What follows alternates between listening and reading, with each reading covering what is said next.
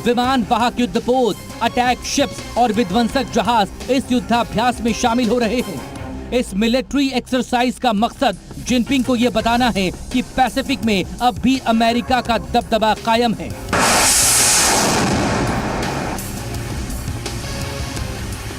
Rim pack 2022 में हिस्सा लेने के लिए ऑस्ट्रेलिया और न्यूजीलैंड ने सबसे बड़े जंगी जहाजों को भेजा है। साउथ कोरिया ने सबसे बड़ा युद्धक बेड़ा युद्धाभ्यास के लिए रवाना किया। जापान के सबसे बड़े जंगी जहाज मिलिट्री एक्सरसाइज का हिस्सा बन रहे हैं। इंडियन नेवी भी रिम पैक 2022 में अपनी ताकत दिखाने पहुंच रही है। इजरायल और फ्रांस की नेवी भी इसमें शामिल होगी। इंडोनेशिया और सिंगापुर ने भी अपनी ताकत को रवाना किया, जबकि ब्रिटेन और कनाडा ने भी अपने ताकतवर जंगी जहाजों को युद्धाभ्यास के लिए भेजा है। अमेरिका के एयरक्राफ्ट कैरियर भी युद्धाभ्यास में दम दिखा रहे हैं।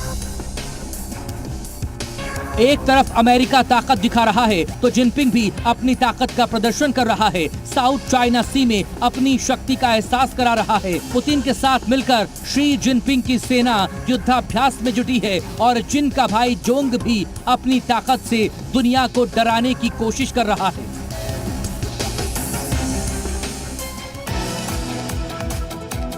रूस ने ब्लैक सी से यूक्रेन के सैन्य ठिकानों पर दागी कैलिबर क्रूज मिसाइलें। रूसी रक्षा मंत्रालय ने जारी किया वीडियो। रूसी राष्ट्रपति पुतिन से बातचीत के बाद चीन के राष्ट्रपति शी जिनपिंग का बयान। सुरक्षा के मुद्दे पर रूस को समर्थन जारी रखेगा चीन। रूस यूक्रेन युद्ध का आज 112वां दिन। रूसी सेना के हवाई हमले जारी। कई शहरों में हालात बेहद खराब। लोग ले रहे हैं बंकर का सहारा। खेरसॉन ओब्लास्ट में रूसी सेना पर यूक्रेन की फौज ने किया हमला। रूसी सेना के हथियारों के डिपो पर किया अटैक। दूर तक नजर आया धुएं का गुबार। डोनेस्क में रूसी सेना लगातार बरसा रही है कहर। अटैक के बाद होटल की इमारत को भारी नुकसान। हर तरफ फैला नजर आ रहा है मलबा। यूक्रेन की सेना रूसी फौज को घेरने की कोशिश में जुटी। यूक्रेनी सुरक्षा बलों ने तेज की हवाई हमले। रूसी सेना की ताकत को और बढ़ाने के लिए रूसी हथियारों का जखीरा पहुंचा यूक्रेन। ट्रेन के जरिए पहुंचाए गए हथियार।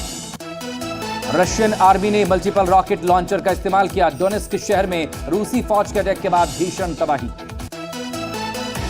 यूक्रेन के सैनिकों ने रूसी सेना के काफिले पर घात लगाकर हमला किया। हमले में रूस की बख्तरबंद गाड़ी जलकर खाक।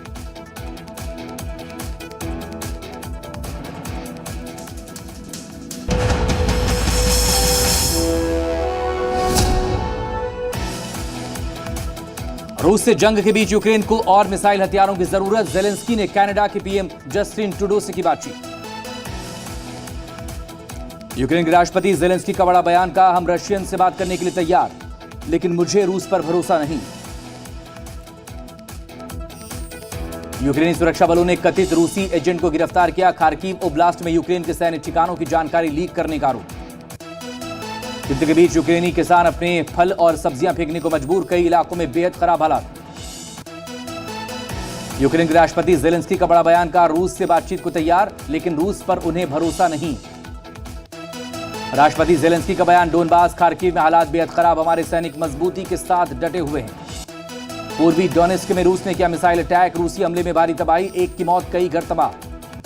रूसी सेना के हथियारों पर यूक्रेनी लड़ाकों ने किया अटैक। हमले के बाद रूसी सेना के हथियार जलकर खाक। युद्ध के दौरान रूसी सेना को भारी नुकसान। यूक्रेनी सेना के हमले के बाद रूस के सैन्य वाहन समेत कई हथियार नष्ट। यूक्रेन के लड़ाके लगातार रूसी सेना के काफिले और ठिकानों पर कर रहे हैं अटैक। रूसी सेना की बख्तरबंद गाड़ी हमले के बाद जली। यूक्रेनी सेना के हमले के बाद तबाही का मंजर। बुरी तरह से बर्बाद हुए रूसी सेना के टैंक। यूक्रेनी सेना ने जारी किया वीडियो। डोनेस्क में रूसी सेना लगातार बरसा रही है कहर। अटैक के बाद होटल की इमारत को भारी नुकसान। हर तरफ फैला नजर आ रहा है मलबा। यूक्रेन की सेना रूसी फौज को घेरने की कोशिश में जुटी। यूक्रेनी सुरक्षा बलों ने तेज किए हवाई हमले। रूस और यूक्रेन की सेनाओं के बीच भीषण टक्कर जारी। यूक्रेनी हमले में रूसी सेना के हथियारों का जखीरा तबाह। यूक्रेनी लड़ाकों का पड़ा जवार। रूसी सैनिकों पर किया प्रहार। भीषण तबाही की तस्वीरें सामने आई। रूस और यूक्रेन के बीच भीषण युद्ध जारी। जंग के मैदान में यूक्रेन के सैनिक पुतिन की सेना पर घात लगाकर कर रहे हैं हमले। यूक्रेन पर चर्चा के लिए नाटो देशों की होगी बैठक। 29 जून को स्पेन के मैड्रिड में मीटिंग। रूस ने यूक्रेन के चरनिहिव इलाके से दागी कैलिबर क्रूज मिसाइलें। हथियारों से भरे डिपो को निशाना बनाया। भीषण तबाही का मंजर।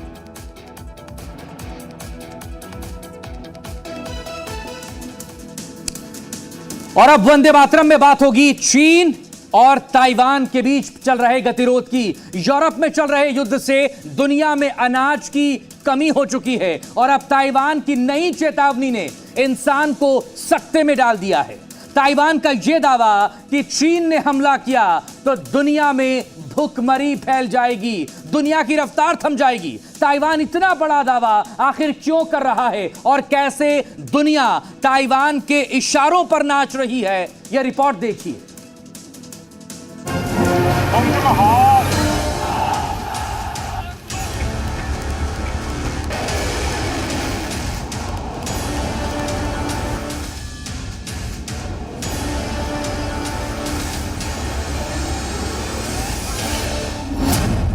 ड्रैगन का युद्ध प्लान, परेशान ताइवान। जिनपिंग करेगा वार, फिर होगा बवाल। ताइवान भी तैयार, करेगा पलटवार। हथियारों पर चर्चा, खुलेगा नया मोर्चा। ताइवान पर युद्ध का खतरा मंडरा रहा है। ताइवान स्ट्रेट में तनाव लगातार बढ़ता जा रहा है। एक तरफ जिनपिंग है जो अपनी ताकतवर नेवी, आधुनिक एयरफोर्स और महाबलशाली आर्मी का दम दिखा रहा है, तो दूसरी तरफ है साई इंगवेन जिसकी नेवी कमजोर है, एयरफोर्स के जेट्स भी पुराने हो चुके हैं और आर्मी के पास युद्ध लड़ने के लिए ताकतवर हथियार तक नहीं।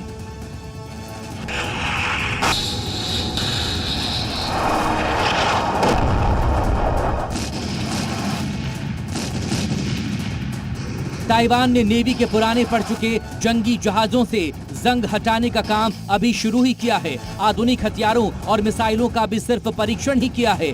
F-16 फाइटर जेट्स भी पुराने पड़ चुके हैं और चीन के स्टील्थ बॉम्बर्स का सामना करने की क्षमता न के बराबर रखते हैं।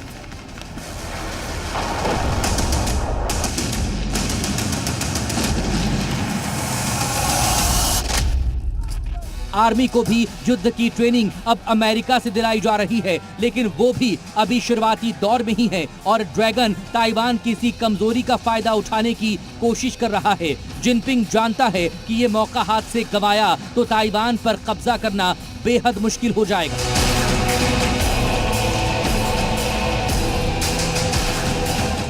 इधर ताइवान ने अब दुनिया को चेतावनी दे दी है। ताइवान ने कह दिया कि रूस और यूक्रेन के युद्ध से जितना असर है उससे कई गुना ज्यादा असर ताइवान पर चीन के हमले के बाद होगा। ताइवान का दावा है कि अगर हमला हुआ तो पूरी दुनिया की रफ्तार थम जाएगी। ताइवान के टॉप ट्रेड मध्यस्थ जॉन डेंग ने कहा, फरवरी में यूक्रेन पर रूस के हमले के बाद दुनिया में महंगाई आसमान पर पहुंच गई है।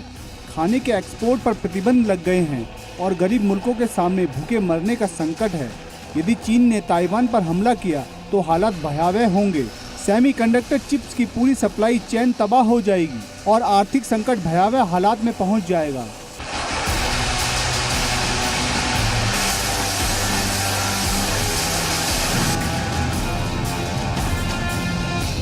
दरअसल ताइवान के पास वो महारत है जो दुनिया के किसी भी मुल्क के पास नहीं। ताइवान में बनने वाले सेमीकंडक्टर माइक्रोचिप्स पूरी दुनिया को चला रहे हैं। कार से लेकर मोबाइल तक और जंगी जहाज से लेकर फाइटर जेट तक सब कुछ ताइवान में बने सेमीकंडक्टर माइक्रोचिप्स से ही चल रहा है।